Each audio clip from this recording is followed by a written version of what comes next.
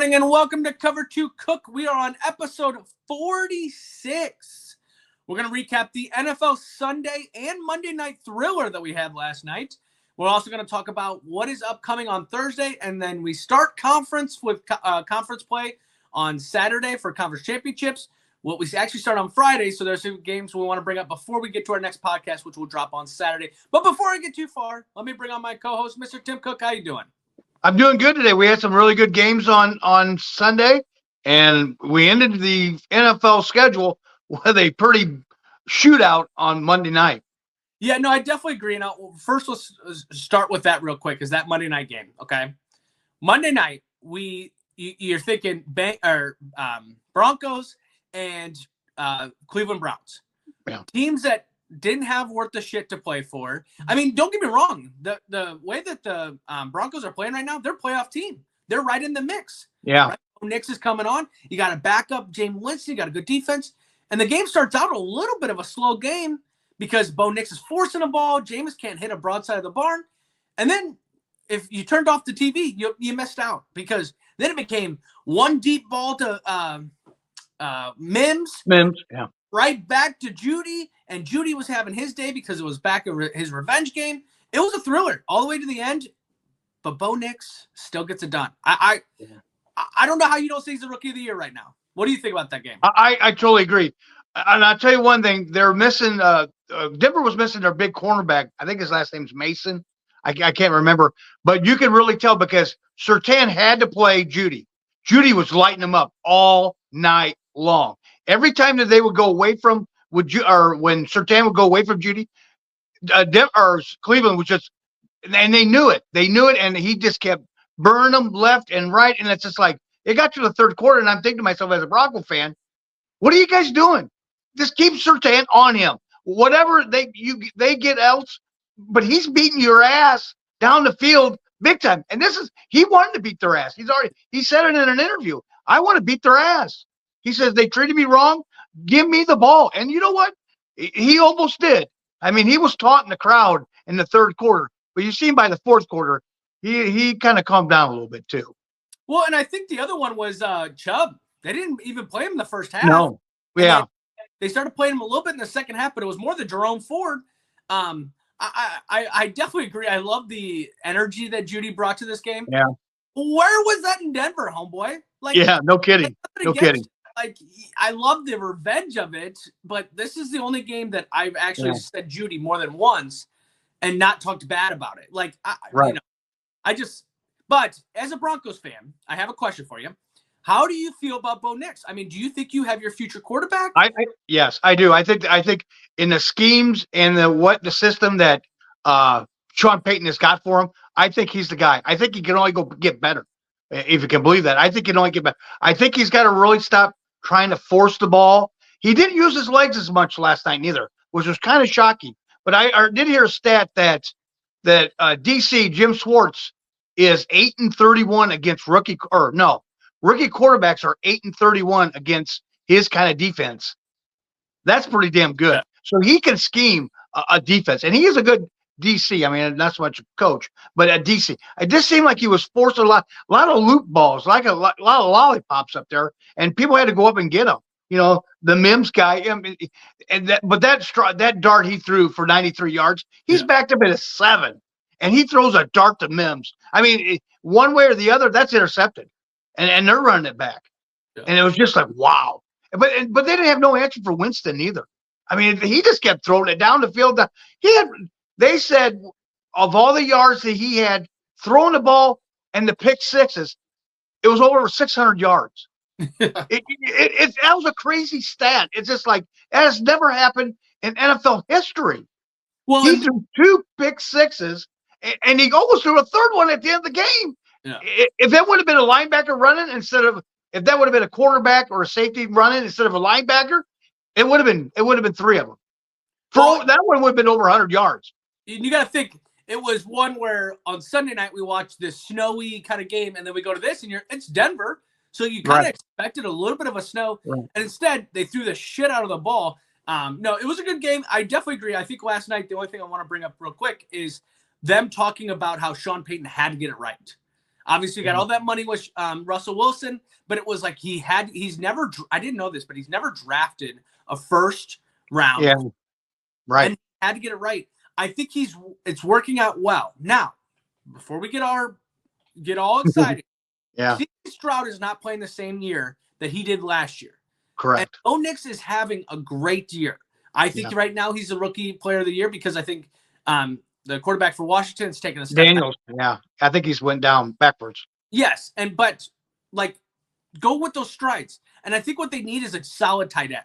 I think that's what they need. Yeah. And then and I like you say, he was just, it seemed like early in the ball game, he was forcing a lot of passes, force them in there, and just like, but they weren't using the running attack either. Now in the third quarter, second half, they did get that guy out there, that McLaughlin, I think his name is, and they started using him in one drive, and then they go back to it. It's just like, I think he's got to use, because that opens up the pass. You could tell when they started running the ball, that opened up the deep ball down the field. Sutton was getting open. That was pretty much who they were. And Mims, they were getting open. Once you started using that running tech, they kind of went away from it, and it kind of almost backfired on them. Yeah, no, definitely agree. But let's get to our must-watch games, because that was a great game, but that wasn't a must-watch for us. It just expectedly became a good game. Yeah. For our first game, Steelers versus Bengals. What do you think about this game? Yeah, right off the bat, Wilson throws a pick six at 7-0. Bengals, and it's like, here we go. But I think the biggest deal, the biggest deal on this was there were some bad penalties at the beginning for the Steelers, but that Bengals defense is terrible. Yeah. You gave up 414 yards to Russell Wilson. That's not good. And now they're talking that coach may be on the hot seat right now. So, their secondary is not very good. And they just didn't get any push-up. What happened to? 2 years ago they were in the Super Bowl, and now they came and they won't even make the playoffs. They're a dumpster fire right now. Well, and we kind of said it before the game, or in the last pod, that it was one of these things where that the Pittsburgh had to get their offense going. Well, they did.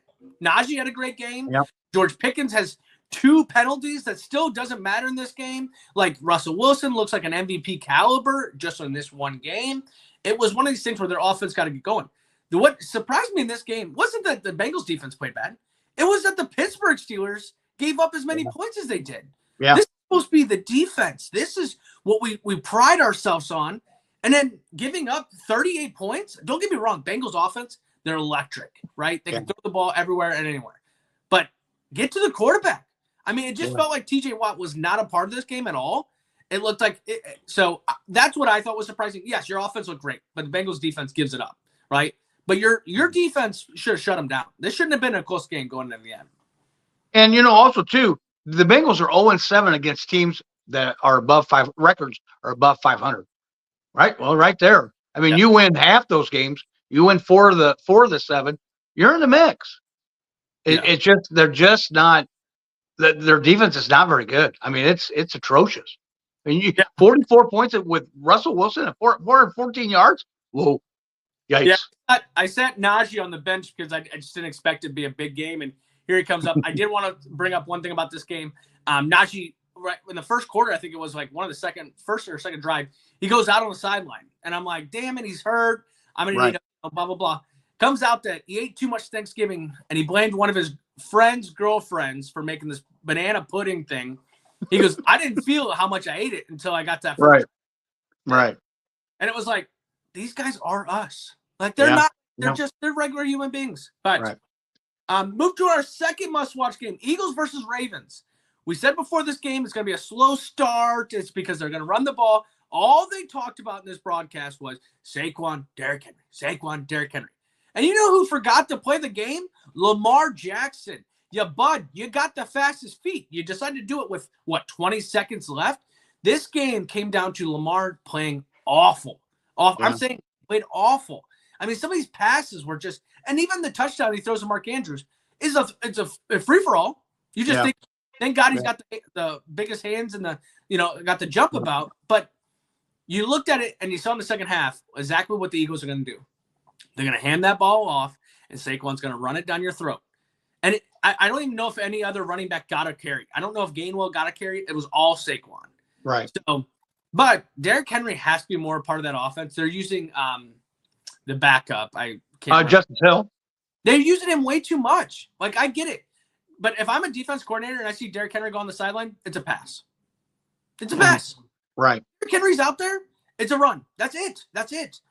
I mean, I know Derrick Henry isn't the fastest guy, but get him a little bit of play action. Give him a little bit of a screen. Get him something. Just the fact of it's easy to know what the hell's going to happen on who's at the running back. But what do you think about this game? Yeah, I mean, another thing too that Lamar's not. What's going on with Deontay Johnson? I think he might be in Harbaugh's doghouse because he's not getting any balls, any targets whatsoever. So what's going on with that? And then Rashad Bateman goes out.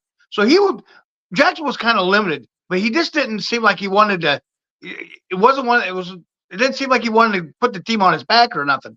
And another thing too, Tucker, the field goal kicker, buddy, you lost the game. I don't know what's going on with him. I thought he missed 3 field goals, but apparently he only missed 2 field goals and an extra point.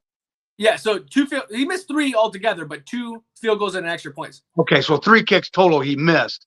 Yeah, I mean he's got this is the first time he's missed 8 field goals in his 13-year career. He's missed more field goals this year than he has in his entire 13-year career. Something's going on. I think he's got to be hurt or something because you just don't. He's money every time that he kicks, and he's not looking. But it just seemed like maybe the Eagles looked at the Steelers' game plan for defense and kind of mimic it because they really did shut him down. It seems like the good defense, and I didn't think Eagles' defense was that good, but they're starting to come on right now. So I mean, and Hurts, he threw the ball like whatever the defense was giving him. He just threw the. I mean, AJ Brown wasn't really involved. Another thing too, Barkley has 952 yards in the second half this year. Yeah. Out of the 1,300 that he's ran, over 1,300, 952 of it is in the second half. So he gets stronger as the game goes. That's not stat there just boggles my mind that he's got almost 1,000 yards just in the second half alone. Well, and it doesn't though. And here's why it doesn't boggle my mind is because they run the ball all day. So in the first half, you have the energy to stop it. Second half is harder. Now, I did see an interesting stat that Lane Johnson said after the game that Roquan was damn near calling out every play that they would come out to. Really? And he was like, the last time he remembered a player doing that was Luke Kuechly. From Carolina? That I saw do where he was calling out. He was like, it was amazing. Well, if he's calling out the damn plays, how did you not stop him? I mean, literally, like, I just think the Ravens, it's going to be another season where they're going to make it to the playoffs, right? And they're going to lose. I just don't know what it is. I don't know if it's the type of offense. I don't know if it's Lamar. I get it. He's an MVP caliber guy, but it just seems like when the game's on, they don't want to They want to play the game. And I thought that's what you went out and got Derrick Henry is to run the ball down their throat. I mean, you get out to this 9-0 lead and you let them back in, and then you can't just restart. It's not a light switch. Keep it on. So, and that's how they've been playing all year. That's how they've been playing. They let teams of their defense was, and even in the second half, their defense started letting them, dominate. I mean, Philadelphia's offense was dominating that defense. It just seems like they get to the fourth quarter and they get scared. Yeah. Well, and from what I saw about the Justin Tucker, I thought the injuries too. But I will say, there's been, and I didn't get the stat, but there's a lot of missed field goals this year. Like a lot. I mean, just a lot of these people that we were like, oh, they're just guaranteed. And they're missing. Right. I don't know if he's actually injured. From what I read or what I saw on social media, they're thinking the way he's planting his foot, foot on the left side. Mm-hmm. And they're like, I'm wondering if it's a little bit of yips where he just, and it's like, I don't want to get into that. Like, I don't know enough about kicking field goals. I don't know me neither. What the right way to even kick it right. I'm a toe kicker, right? So, but it's one of these things where like Justin Tucker was guaranteed last year and 50 plus guaranteed. Right. And now it's like 31-yard field goal and he missed it. It's like, whoa. Yeah. So, something's going on. But that takes us to our final must-watch game was the 49ers versus Bills. What do you think about this game? Oh, the snow globe game. Boy, there was a lot of snow there. And it just seemed like the 49ers didn't want to go there and play. The injuries have finally caught up to them. You know, they had the one play for CMC.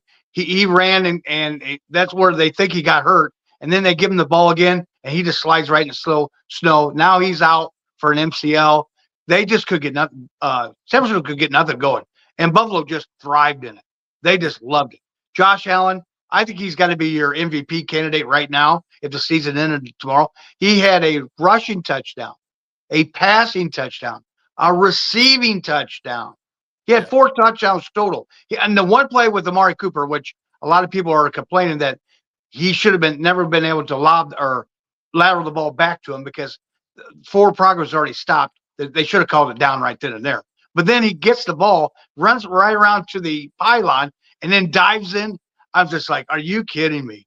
You know, that game was crazy. And it was just totally dominated by Buffalo. You could tell where the cold weather team and the warm temperature team was playing. Yeah, and you know what that game reminded me of? Backyard football. Just like snow, and it was like the amount of snow that play right there was like, that's what I imagined seeing like high school kids just doing for fun, right? Like tossing it back, he gets the ball out there. There was a thing where Fred Warner wasn't on the field at one point. Warner wasn't on the one guy I saw talking about it, he was like, it looked like a preseason game for them. They had so many second string people in at one point. That I do think that the reason that the 49ers can still do this is because that division's still kind of open. Yeah, it's closing, but it's still kind of open. So I think that but now you see Trent Williams hurt. You saw Bosa hurt. You see now CMC done. It's done. It's over. Yeah, he's done. He's not coming back this year. Brock Purdy's a question of what the shoulder feels like. He might be one that gets eventually sat. So it's one of these things where, unfortunately, I think Buffalo just put the dagger in them for this year. But Buffalo, if they get home games, they love it. They love that atmosphere. Yeah. The fans love that atmosphere. The fans absolutely love that atmosphere. Yeah, you can tell. I mean, they didn't have time to shovel out the stadium. Yeah. So the fans had to stand the whole time. And I know Collinsworth. I'm not a big fan of Collinsworth. He says, if they score, you'll see the snowballs flying. And when they scored that first touchdown, man, them snowballs are flying. You know, I mean, it was just and I did see the new stadium. Only 60% of it's going to be covered, which is really weird. You're building $1 billion stadium, and only a little more than half the people are going to be covered. So the other half isn't going to be covered. Why can't you just put the whole thing covered? Yeah, but don't you feel that's a little bit of their home field?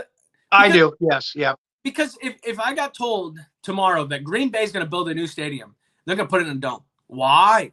Yeah. Why? You are known for that outside game, and you can dominate those because 2 of your teams in the division play in a dome, Vikings and Lions. Which I see what they're doing with it. I totally agree. It's such a big enterprise of a thing. But hey, Jerry Jones spent how many money, and he didn't put curtains on his. So what? Right. Oh, and certain things he puts curtains on. Yeah. Well, other games that happened on that Sunday were Chargers versus Falcons. Chargers won 17-13. I think what's his name threw 4 interceptions. Kirk Cousins threw 4. Yeah, that was your ex-Viking buddy. Well, hey, do it again this upcoming week when you come against the Vikings. Yeah, no kidding. Vikings win a thriller at the end, 23-22. Colts beat the Patriots 25-24. Seahawks put the nail in the coffin for the Jets, 26-21. Commanders beat the piss out of the Titans, 42-19. Texans got to beat up the quarterback to win, 23-20. Rams beat the Saints, 21-14. Buccaneers have to go into overtime to beat the Panthers, 26-23. And and then we talked about the rest of the games. Was there any other games that kind of brought your attention? I think that big DN for Seattle running 96 yards. Yeah. You mean to tell me Devontae Adams, Breece Hall, Garrett Wilson couldn't catch this guy? You kidding me? He ran, and he used to play for the Jets and the Giants. He played at that stadium before. So I know he's 350, but come on, he got lightning for speed, The big one I thought we should talk about is the late hit on Trevor Lawrence. And now that it's come out today that that Shair is going to get a 3-game suspension on this. I don't know. These quarterbacks have got to. You see this with Mahomes, where he kind of acts like he's going to slide and doesn't slide. It does look like he does stumble a little bit before he does slide, but this guy has been known for late hits. Yeah. So I think they went after him. That's why they went after him as hard for the 3-game suspension and threw him out. Usually you don't see that in the NFL. They just throw him out and, but not 3 games. But the fans throwing stuff at him, water bottles at him after he got hit or he got ejected, it did not look good. I mean, it was not good. Well, and so my aspect on it is how hard is it to play defense in the NFL? Like, I mean, look, like, you can't touch him, but then you got like you just said, you got Patrick Mahomes that faced that shit, and then now I got to get screamed at in the one we're watching the game back because I didn't make the tackle. But then if I hit him, the amount of time between Trevor Lawrence sliding and him leaving his feet is milliseconds. You can't blink your eyes as fast as how that happened. Okay. Right. Now he led with his arm. I think that's a little bit of it, right? His forearm hits him in the head first. Okay. Hits him up high, didn't hit him low. Okay. The 3-game suspension is solely on his past because that went viral after it happened. People were like, oh, he didn't mean to do it. And then they show him hitting Tom Brady in the neck, like literally choke slamming him. He hit another young Caleb Williams. He's hit this is not just his first time this year alone. Yeah. Now, throwing the water bottles. Yeah. Here we go again. Franchise quarterback. That's my franchise. And my franchise isn't even that good. Right. I get it. I'd be pissed off too. I just sometimes these fans got to realize too, and booze gets involved and stuff. Mm-hmm. You're not the GM. The GM don't need to know shit about you. Okay. So I do think that the way it all you never want to hurt someone. You never played the game to actually hurt someone. Excuse me. But it was milliseconds. I think he had to be injected because of just the fight that came after it. Well, and he was going after Sheriff, Brandon Sheriff, the lineman. He started going after, and he took his helmet off. And he was going to go blow to blow with him. Yeah, it was like, whoa, now you're talking a 300-pound guy you're going to go against, But Mac Jones brings it back in that game. Yeah. That's this Houston Texan team is not good. And I'm sorry, okay, they're not bad, but they're just not what we thought they were going to be this year. Yeah. We thought they'd be Super Bowl contenders, and they'll make the playoffs, but and they'll probably get a home game. That might be about it. Well, and CJ Stroud is missing throws all left and right, and I think that's why I say take what you can for Bo Nix right now. But I definitely. Was there any other games that kind of caught you? Cousins throwing the 4 INTs. The Vikings coming from behind and beat the Arizona Cardinals after Aaron Jones missed a catch towards the end zone, but then he made up for the end zone. And the Cards haven't won in Minnesota since 1977. Yeah. I mean, they don't play every year. That's over 40-some years. They haven't beat them at Minnesota. You were talking about, Baker Mayfield had to come from behind. If Chuba Hubbard doesn't fumble that ball, they don't win. Yeah. That was a big one. It came down to that tying field goal, and then they got the ball and then they won, So it was like I said, it was a very entertaining weekend. All the games, I think, noon and 3, and then we ended up with that snow game, and then the Monday night game. It was like, wow. I think it was a pretty good Sunday. I definitely agree. I think the Vikings coming back. I think they know that I need to lose some weight, so they want to make me sweat the whole game. Because I mean that game, and why is Justin Jefferson getting catches in the second half? Why isn't that happening in the first half? Throw the ball up to him. Sam Darnold, stop looking at your stats and throw the ball. Throw it. Because you know who I want now? You ready for this? You ready? You ready? Daniel Jones. Get his bitch ass out there throwing the Danny Dimes. I'm almost getting very tired of Sam Darnold. But the Vikings have to start running the ball. There's too many 3rd and 1s, 3rd and 2s that they're not picking up. That is absolutely frustrating. Then throw a slant. Throw Justin Jefferson on a slant then, because you're not getting the first down when you run the ball like that. Right. I think also too, Andy, their defense is not what it was the first 4 or 5 games of this year. Their defense is getting up a lot of yards. A lot of yards. They make me feel like they're Notre Dame. And why I'm going to say that is because when the time comes to be clutch, they become clutch. Yeah, and they did in that last play of the before the end of the game. So. Yeah, and even the one where Kyler Murray thinks he's going to like throw one up randomly and they intercept that one. That changed the momentum for the Vikings. Yeah. So I think their defense, I think this year we're going to talk about the guys that got benched and came back to have great seasons. Bryce Young and Richardson both leading their teams almost to a victory. Richardson does, but like these guys getting benched coming back. Bryce Young looks good. I mean, he looks good.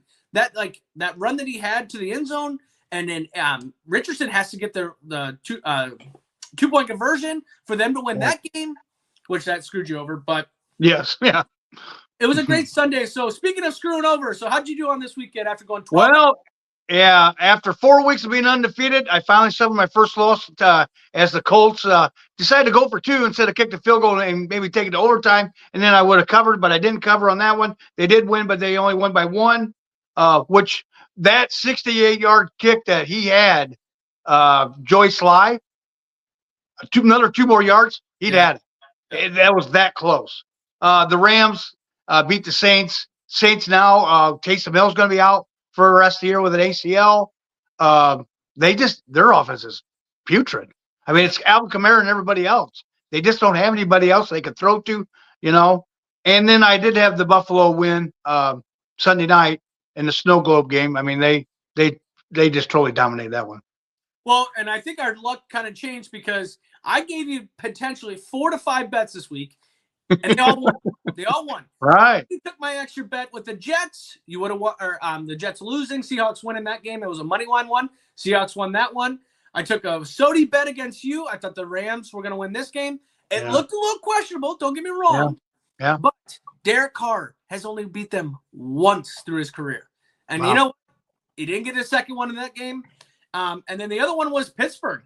They were getting 3 points. I thought that was crazy. They win that game. And then so that goes on to Thursday if you took either the Cowboys or the Green Bay or these games as well. So still pretty solid weekend for us on the betting, though, because we did pretty good on college as well. Yeah, most definitely. Well, what's coming up? So on Thursday night, you got to sit down and watch this game. This is NFC North. This is where if you're in Wisconsin, you're in Detroit, you're definitely watching the game. But if you want to watch 2 teams that are playing good football right now, Thursday night, we get it.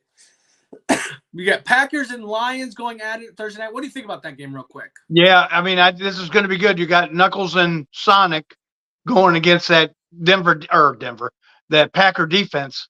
So, I mean, right now they're playing some pretty good ball.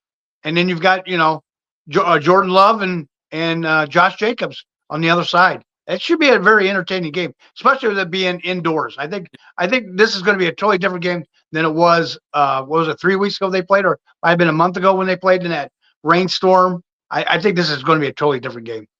Yeah, I will also say this is a game where the Lions need to show that they're the dominant team after almost losing or a controversial end of the game with the Bears. Now at home. Now you're at home against the probably the second best NFC North team. I'm a Vikings fan. I'll admit to that. Yeah. Dominate them. If you don't and the Packers win, now we're talking about the whole NFC. Eagles are going to win. Eagles are going to the Super Bowl because the Eagles are showing that they're going to win these games against the Ravens this past week. Now you got to do this if you're Detroit. If you're Green Bay, chipping away at that lead because it's not that far away to still get home field advantage. You're still there. Right. Yep.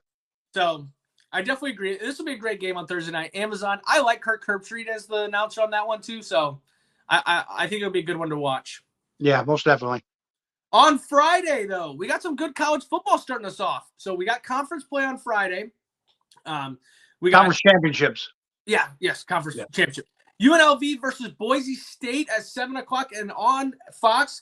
At 7:00 on ABC, you got Tulane versus Army. So we'll start with the UNLV Boise State. What do you think about this game going to happen? Well, you got Ashton Jeanty going up against that UNLV team that lost their quarterback after 3 games because he decided he didn't want to play anymore because he wasn't getting the money that he was promised. So they're in this nice little tilt, and it'll be the Ashton Jeanty show whether he wants to win the Heisman or not. Yeah, I think this is his way to either say I'm there and I deserve to be there, or it's a game where we're going to be like, okay, this is the one where we went the opposite way and we went to someone else. UNLV, they had all these hopes, and everyone talked about them in the beginning of the year, obviously with the controversy with this as well. But then Boise State just played consistent football throughout the year. Yeah. So they got beat by BYU early in the year, which we thought BYU was the team of the future. But I think the night game, Tulane versus Army, Tulane loses that game against Memphis. You're like, what the hell? Army only loss still is to Notre Dame. They're still pretty beat up after that Notre Dame game. I'm hoping to see Army win this game. I hope they win that conference after joining this conference. So for sure. West Point. Yeah. But then on Saturday, we do have more of the conference championships. Like you have the Big 12, the SEC, Big 10, and ACC. Those are the big ones. When we say must watch, we're saying all these games. There's Big 4, obviously. But on Saturday, we'll bring up what the playoff indications mean tonight as we're recording on Tuesday night. We'll start to see what the playoff actually kind of looks like based on what we're looking at. But we'll talk about on Saturday what we're thinking for who's going to win and why they deserve to be in the playoffs, or if they lose or do they not, blah, blah, blah. We'll also recap and talk about who we predicted, who we thought was going to win these conference championships. How did that all shake out? Because I'll tell you right now, Big 12, we both shit the bed on that one. Yeah, most definitely. And then we'll finally give our bets. So on this one, we are going to look at still trying to do 3 bets on this one. It might be a little bit less just because there isn't as many games on this Saturday. But we do want to thank everyone for watching the show and commenting, liking, sharing it. We do appreciate it, everyone. We will be back on Saturday. We are going to record Saturday morning so that we can recap the Friday night games. We want to thank everyone. Have a great rest of your week. Stay warm. We'll see you Saturday.